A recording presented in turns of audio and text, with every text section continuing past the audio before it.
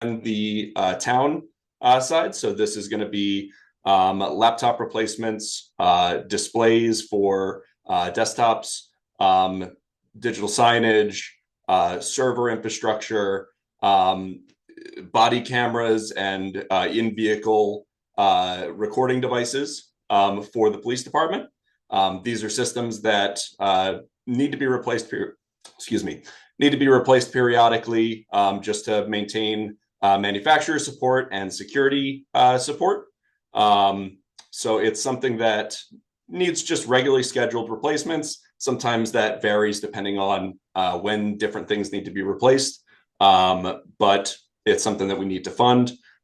This capital plan allows us to kind of smooth out that purchasing so that we can make purchases over time and keep that infrastructure in place. The same can be said for the miscellaneous small application software. So that's going to be things like licensing for our wireless infrastructure.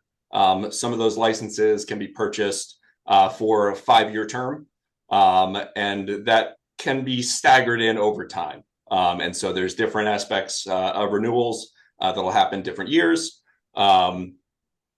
Basically, this just pays to keep the lights on when it comes to the IT infrastructure.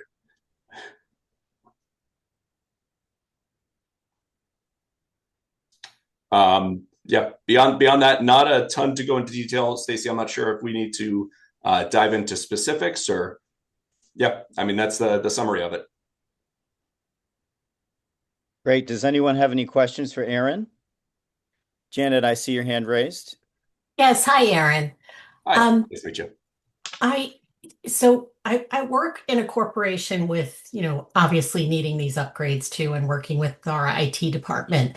And this just seems like a lot, especially the town line. How off are you just automatically upgrading, or are you doing it as something breaks down as needed? Yeah, so there's a replacement cycle. So we typically try to keep about a 5-year term for our laptops and desktops. So every 5 years, we like to have those devices replaced. Now that can vary depending on what we're replacing. Server infrastructure could be a little bit different. That's typically a little bit longer, but the things that we do purchase are substantially more expensive. So we're talking about $10,000 for a server. We have several of those depending on what kind of storage we're going to be looking for. I'm happy to go into details if we want to dive into it, but it also includes our backups.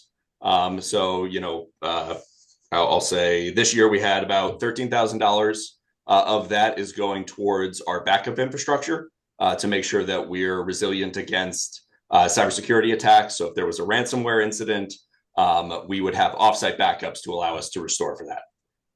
Something that helps us stay compliant with cybersecurity insurance and kind of keep the town's liability down.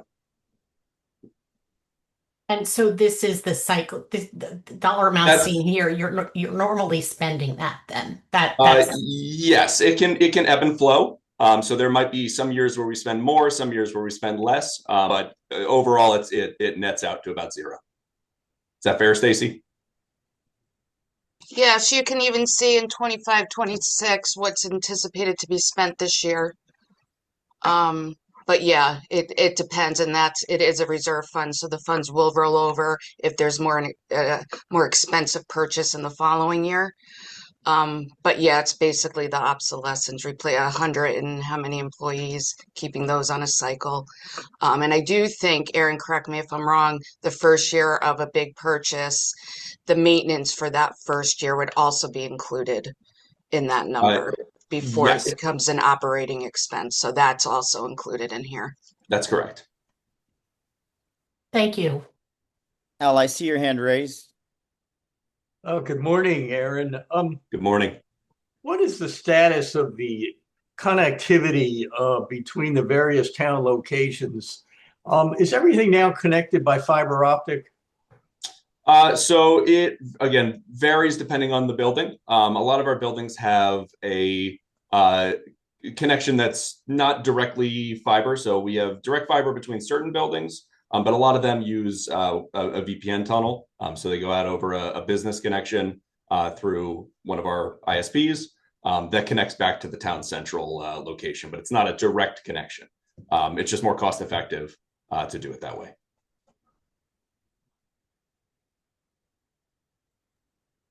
Hi, John, I see your hand. Yeah, hi. Thanks, Bob. Question, this is probably more appropriately directed at Stacy, just to refresh my memory.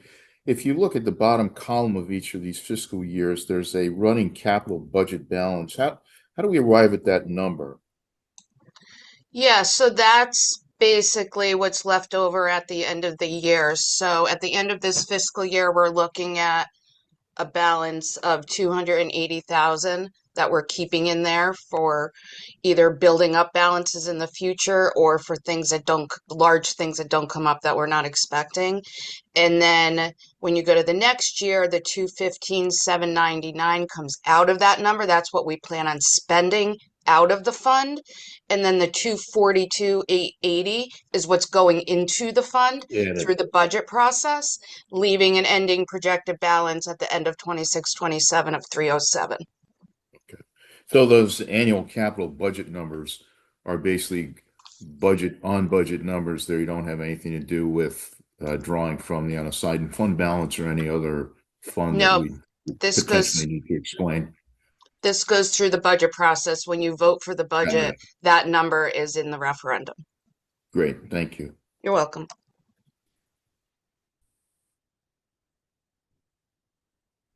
Hi, Laura, I see your hand. Thank you. I have a couple of questions. I have a note here from previous years where it must have been Art who said that the IT for the town is that number is shared between Board of Ed and the town. So is that just Board of Ed in the town campus building? I'm sorry to clarify the question. So for the obsolescence, I believe that's just for the town. Are you referring to staffing? No, it was just the obsolescence number, I believe. If I can, Aaron, I think it's Yeah. more for like the servers at the town and the Board of Ed share that's at town campus. Yes. So Yeah. it's So not the there are replacement. some. Yeah, it's for the Correct. big things that we share. Okay. I don't know when or is the right time to ask about Wi-Fi at the surf club. Um, Yeah, I mean that's is that a something. different part? Yeah, I mean I think that's something that we can discuss. I know First Selectman Lyons has discussed that with me as something for long range planning. So I think that's something we can certainly talk about. I don't know if this is the meeting to go into that, but I'm happy to touch base with you offline. Or I don't know if that's the appropriate way to handle this, Stacy. Sorry. Well, as a public representative, I would like to represent the public and say we need to do something about that. So yes, absolutely. So whenever is a good time to talk about that, I'd love to. And I don't know what I'm going to use the wrong terminology. The firehouse emergency. Emergency Operations Center. Yes. Is there in CIP, is there money for technology at that space?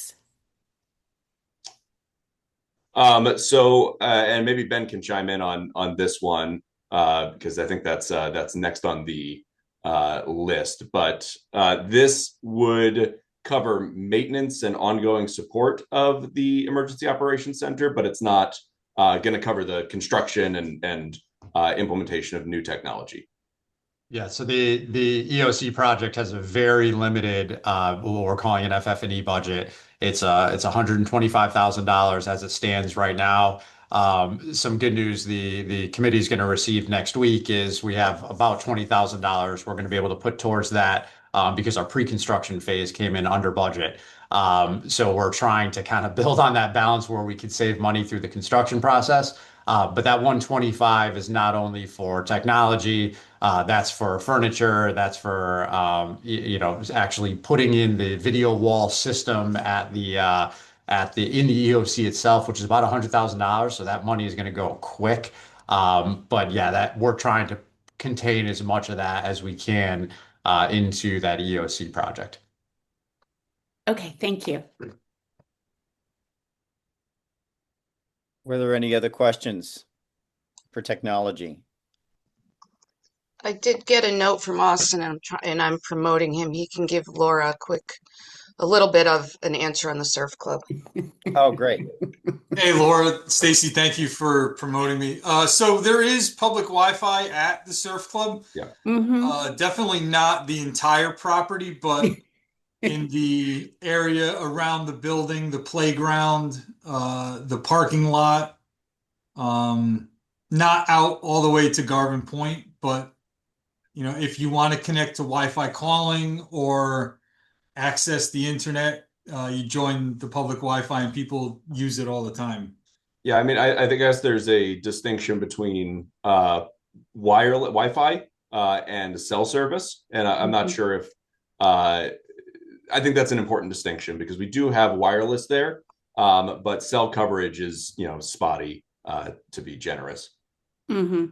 Yeah, the library had a big event there last summer and they used the Wi-Fi in the building. They were only in the building and on the deck. And the feedback that I got for you guys is that it's terrible. Okay. I'll take that feedback for sure. Thank you. Thanks, Aaron. Were there any other questions for technology? Okay, thank you again for your presentation. All right, thank you, everyone.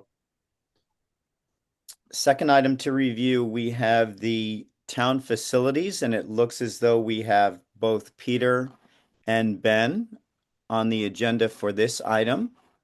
So I will send that over to either of you. Thanks. I'll take it from here. Appreciate the morning meeting. You got us from refreshed today. So looking forward to running through these projects with you quickly. I think what we'll do is same format as last time. I'll just kind of run through all of them. There's not very many. Then you can fire away with questions after that. And a couple of these projects, we actually talked about the ones related to the PD in our earlier meetings when the chief was on as well. But I'll also go through those at a high level again. So going right down the list, the first one, town campus paving. Again, I'm going to go sequentially by year. So I'll move down 27s first, obviously, because those are the ones that get funded in the next budget process. If you've been to town campus lately, and if you've left with your struts and shocks in your car intact, I envy you. That lot is in terrible condition. It is long past the need for a repave. It's not even worth doing crack sealing on there like we're trying to do at some of our other properties. So I put together kind of a three-phased plan to tackle the paving at town campus. So originally this was 200, 200, 200, then 124. Budgetary reasons compressed my three phases into two for repaving. So we are splitting up the lot and trying to get as much as we can done for 200,000 in a summer essentially. Phase one is going to be from where the pavement ends over by the Arts Barn. And it's going to, so if you drove down to the Arts Barn, did a U-turn and started heading back towards the entrance to the property, it's everything, once you hit the pavement, everything on your right and left, in front of the PD, in front of what's the Board of Ed entrance over there. And as you wrap around to the left to the top of the hill, the stopping point would be right when you would take the right to go out the main driveway. So that's going to be phase one. I've already met with the contractor on the state contract for paving, worked through that. We're going to be able to fit that into our $200,000 budget, where that includes curbing. It's reclaiming the existing asphalt. I do have to go in front of wetlands, which I'm preparing that application now because almost all of that lower parking lot is in wetlands. Phase two will be if you go down to where TCLC's portables are, former TCLC, it would be everything from there. And as you work your way out of the property, the other direction and the area in front of the town campus, the town hall offices. So phase three was going to be that main driveway area. I'm going to try to get as much of that done in phase two as we can, but there may be some follow-on funding a couple years down the road to finish that off. While we're on it, I'll kind of go against what I just said and skip to 29 because it's all part of the same project. That 124-2, that is to take the dirt lot in front of the Arts Barn now, so where the pavement ends now to the Arts Barn entrance. It's just a mess down there. It is very heavily used. That's to actually pave that area. Again, it's in wetlands. So we are going to have to do some engineering. At least 25,000 of that's going to be for engineering. Unfortunately, I'd love to just go in there and put some basin and pave it, but we can't do that due to the wetlands. But that'll be after we finish the campus. So kind of the, again, high level, we go to the edges of the campus, we pave our way out of the facility, then come back and hit that ARPS barn lot. Next one for 27 is the town campus gym, locker, and toilet room renovations. This is follow-on funding. This project was there was a project on the table when I started here where it was to do the town campus gym floor replacement. There was a grant from DECD for $402,000. We did a special appropriation back in FY25 for $100,000 for our share of it, and we executed the town campus gym portion, the floor portion. The goal of that project was to have that floor as the priority, and then with any funding left over to tackle the restroom and locker rooms. So after that flooring project was done, we had $161,000 in remaining funds. Figured that was a little bit light to do what we wanted to do in those restrooms, but we designed it, brought an architect, and really what that is flooring, plumbing fixtures, partitions, doors, wall tile, lighting, and paint in the 2 restrooms and 2 locker room areas, male and female. We put the project out to bid in March of 25. Surprise, bids came back over budget. A supplemental appropriation wasn't supported at the time. We were only about $60,000 away, but there were too many competing interests at the time. So we said, okay, well, let's give this another crack and try to dilute the scope. So what we did to be gender equitable is we carved out one whole space on the male side and one whole space on the female side, and we went back out to bid. We had in August of 25. We had only 3 bids at this time. I think the market was kind of getting annoyed with us. We put the 2 low bidders were kind of too low, actually. There were issues with both of them. DECD actually also wouldn't support the award to either of them. They had concerns with them as well. So we basically took that as a pause point and said, forget this. Let's go back. Let's get the money we need to do the project the right way so we don't have to go back in and deal with these locker and restrooms again. So that is what this funding is for, this $165,000. It's to add to the funding that's already available. DECD did approve us going over the grant amount as long as we covered the rest 100%. So that 161 gets split, the original 161 gets split 80-20 with DECD, and then we follow on with our 165. So again, to move forward with this project at 327 grand, we are getting a significant portion of that money from DECD. The alternative is to kill the project, and we don't use any, and we basically have to give money back to DECD, which we don't want to do and they don't want to do.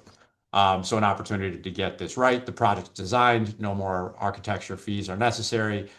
We would just put this back out in the street and get a bid, and I'll work with Austin as we've been doing throughout this process to make it as least impactful as we can to the operation of the building.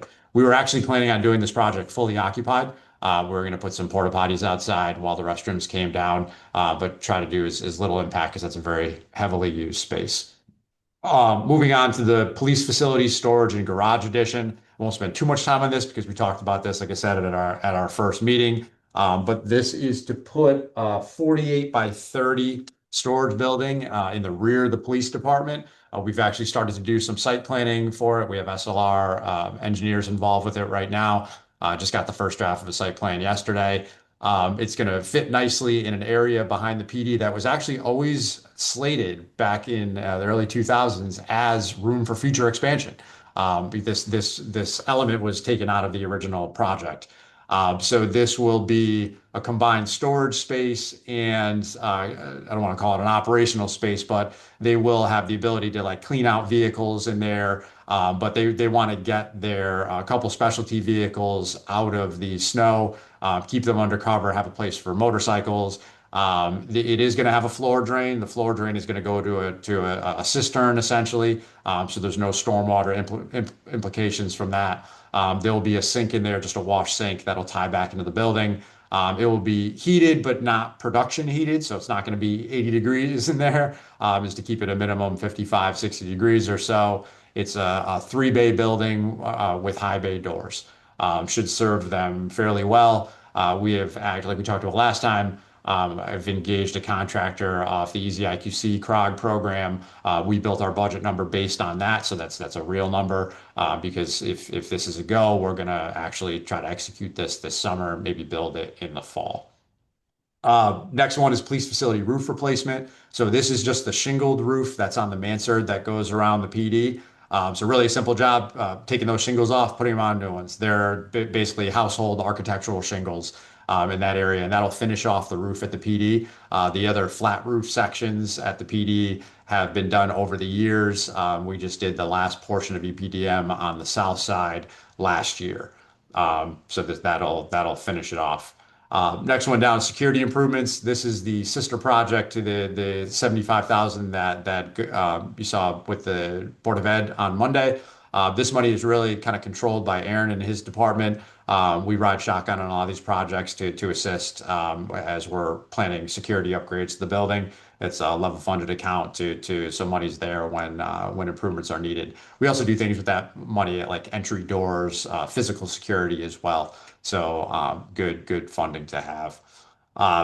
That's it for 27. 28 just has the second phase of paving and another 25 for the security improvements. Moving over to 29, that's the Arts Barn piece of the paving project. And then the last kind of bigger project in the SIP for the town is the police facility generator replacement. Again, we talked about this at our first meeting. This is just an end of life replacement of the generator over at the police facility. It does back up the entire building. And it is original to the building. It's actually a 1999 model 230 kW 208 volt 3-phase generator. It's got a diesel belly tank on it. So that's just replacing that for end of life. Obviously, critical facility houses the dispatch center. So we want to make sure that generator is fresh and ready to go at all times. That's it. There really isn't anything in 21 and 30 besides the 25 for security improvements. Now that I've been tasked with the capital planning going forward, you will definitely see some projects in those years going forward. Actually, you know what? I missed one thing. The 650 for the town garage. So the reason I missed that is because I'm thinking of that project in a whole different perspective. There are $650,000 in there in fiscal year 28. You folks may know some of the history. There's been a project that's been in the concept phase for years and years for the DPW, what's currently the DPW facility at 16 Fort Path Road. The desire is to combine the beach and consolidate the site for beach and rec and DPW. They have some similar functions, and getting them all on that one site in beach and rec's maintenance operations out of the surf club. So that project is actually, I'm going to be giving an update to the facilities committee tomorrow night at 6:30. If anybody wants to at least zoom into that, it's going to be in person as well. There'll be a full update on that project. To do that project right, I'll go through all the iterations of concepts that have been done over the years. We're looking at a $10 million project, which is obviously into bonding territory.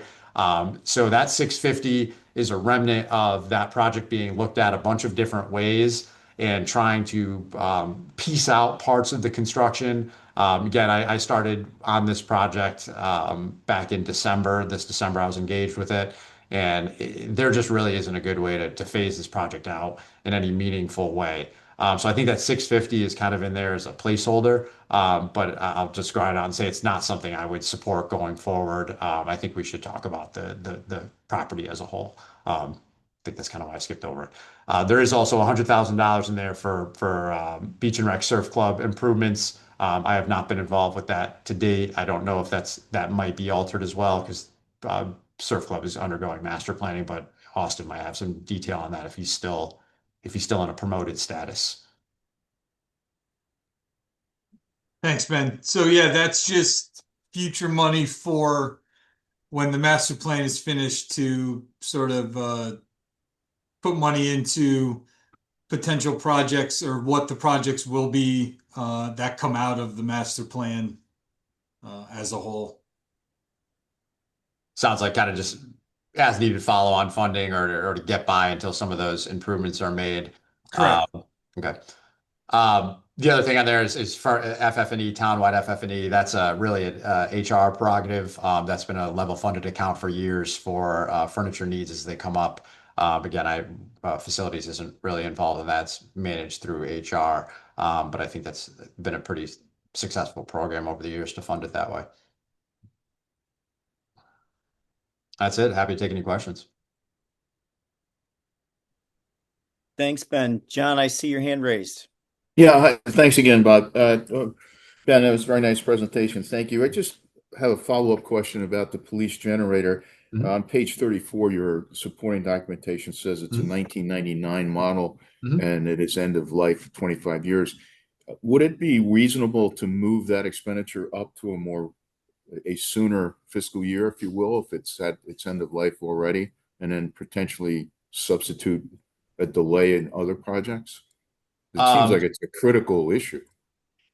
It's critical to replace it at the end of its life. The equipment, from what I understand, is working properly now. It's been very well maintained. I don't remember the engine hours on it, but it's not like it doesn't have an absurd amount of engine hours on it. Parts are available for it.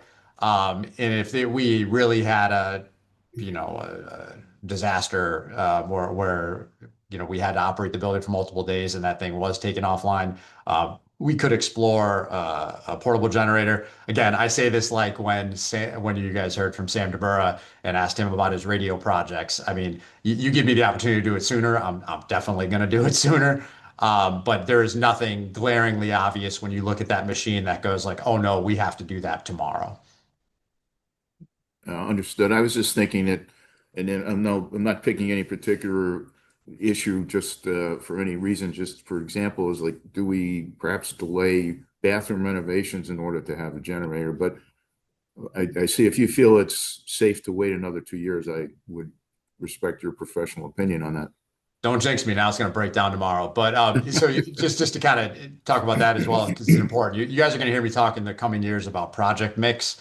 And this is tough for a tried and true infrastructure guy like myself, but we have to balance the types of projects we execute throughout town and throughout the board. So if you take a school, for example, you ask a facilities guy, they're going to go, why are we doing anything else in the building until we replace this boiler, right? But obviously, with always there's the limitation in the amount of funds you could put into a building, and you have to balance out your customer facing. Replacing carpeting in the main lobby is just as important as having an operating boiler. And I've learned that over the years, and we build that project mix accordingly. So for the restrooms, what makes that something that we have to tackle soon is because there's grant funds attached to it. So that's another reason to maintain a robust mix in your capital plan, is because grants sometimes fall out of the sky, and we want to be ready when grants do fall out of the sky, to grab them and have projects that are already in the hopper that we could execute quickly. And that'll be an opportunity. Like, so say, for example, we had these restroom improvements out 4 years from now.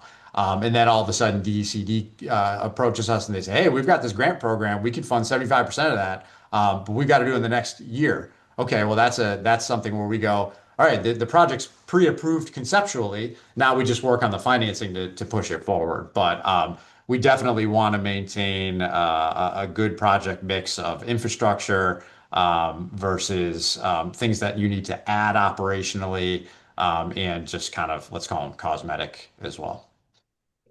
Right. Thank you. Hi, Janet. Good Hi. morning. Good morning. So thank you for the presentation. That was great and quick. I like that. Yeah. So I'm just a bit confused about what you said about the $650,000 for the town garage. Are you saying, did I hear you correctly, that that's not going to be used? No.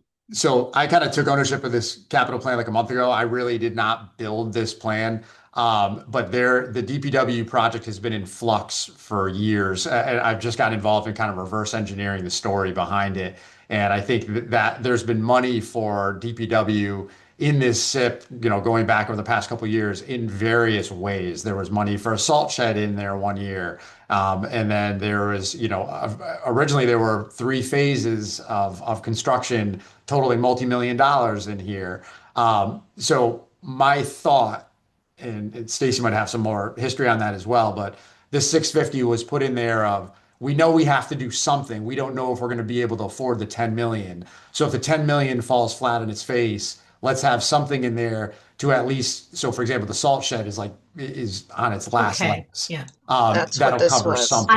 Yeah, I misunderstood. I thought you said that was just in there and not being No, used, I was but being a yeah, little confusing okay. because it really the plan I want to work towards is the full renovation of the facility, but I think that's something in there, almost like to a lesser extent what Austin was saying. Like we're doing a master for the surf club, we're doing a master plan, we're going to do multi-million dollars of renovations in the future. In the meantime, something's going to pop up that we're going to need to do. Let's keep something in there as a placeholder. It's multi-years out. It's not being funded today, so.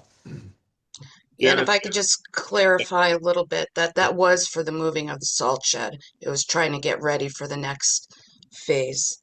So that's what it was related to. Though I had Right. one other thing, something that's not in here actually.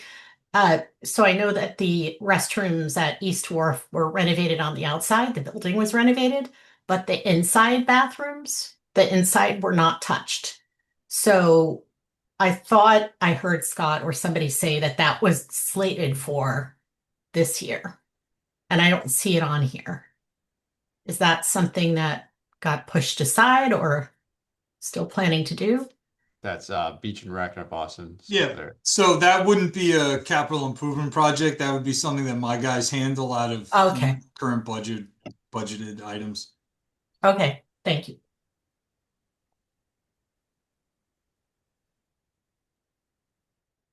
Thanks again, Ben. Were there any other questions? Hi, Laura. Hi, I have another question for Aaron. Before he goes away, it's a little bit of backtracking. Is that okay? Sure, I think he's still on. Yeah, I'm Okay. available. Yeah. Obviously we've heard Ben and Pete, as they've been around a little bit, but when they first came and kind of looked at these projects, they kind of reworked a few things, as Ben has talked about, and it's great to look at these things with fresh eyes. Aaron, are you doing the same? Can we anticipate any changes where you're saying, where you've looked at things? Yeah, I think that absolutely I'm actively looking at the way things are structured and how we're funding some of these things. I've actually had a couple conversations with Ben about some of the capital improvement things on the Board of Ed side as well. That being said, the obsolescence replacement cycle is a little bit different than the way Ben's projects are structured. It's not a one and done thing. It's an ongoing maintenance and replacement cycle. We can certainly discuss, what's included in that versus an operating. That could be something that that we discuss going forward. But it's not something where this project is going to happen or not happen. We have to replace this equipment in order for the IT infrastructure to continue to function. And so, there may be some of the nuances that change as far as what's in there and what's not, and what's in operating. And I'll definitely be discussing that going forward. But in its current structure, the three buckets that we're referring to, I don't know that is something that I would look to shift away from. It may just be what's included and what's not in that versus an operating. Okay. Thank you. Thanks, Aaron. Were there any other questions that we might have missed? Okay, thanks again for the presenters today. And I'm going to move on to item number 3, which is citizen comments, and I do not see anyone online. So I am going to then request for a motion to adjourn. So moved. Is there a second? Second. Okay, John and Jen. Thanks all. Motion carries, and I wish you all a great day. Take care. We don't have Thank a you. meeting on Monday, do we? No, right, okay. Wednesday. Okay. Have Bye. a great day, all. Bye. Take care. Thank you.